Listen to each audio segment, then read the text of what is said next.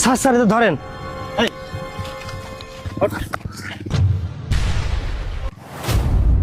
Sir এই আমার divorce না দিয়ে এই ছেলের সাথে পরকীয়া করে বিয়ে করছে। এই ছেলে, তুই একই সর্বনাশ করেছিস, পরে সংসার নষ্ট করে তুই এই মেয়েকে বিয়ে করেছিস। স্যার আসলে আমার ভুল হয়ে গেছে। এই ভুলে গেছে মানে? বিয়াদব ছেলে কথা। স্যার এই ছেলে আমার 5 বছরের সাজানো সংসার ধ্বংস করে দিয়েছে।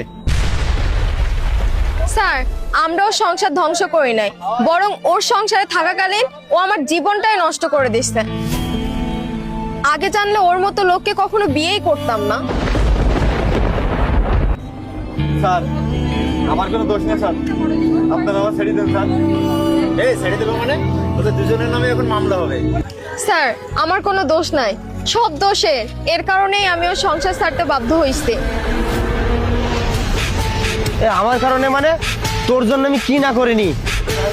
তোর সুখের জন্য আমি 4 বছর বিদেশ ছিলাম, আর তুই আমার সাথে এভাবে বেমানি করতে পারলি? 4 বছর বিদেশ থেকে আমার জন্য কি করছো? শোনো, টাকা পয়সা দিয়ে সবকিছু হয় না।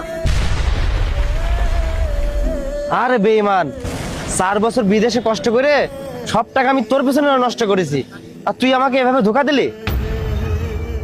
টাকা পয়সা দিয়ে যদি সবকিছু হইতো তাহলে তোকে ছেড়ে দিয়ে ওরে ভালোবেসে বিয়ে করতাম না।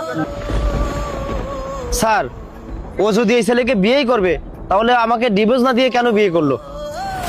স্যার আমার কোনো দোষ নেই স্যার, আমি একদমই নির্দোষ স্যার। তোর দোষ নেই মানে? তোদের মতো মানুষের কারণে এমন হাজারো সংসার নষ্ট হয়ে যাচ্ছে।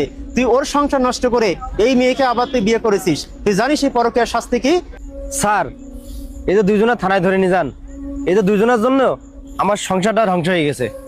এদের দুজনের সর্বোচ্চ শাস্তি আমি দাবি করছি। শাস্তি মানে? কিসের শাস্তি? এজন্য সরকার 5 বছরের কারাদণ্ড দিয়েছে। তোদেরকে এই শাস্তি পেতেই হবে।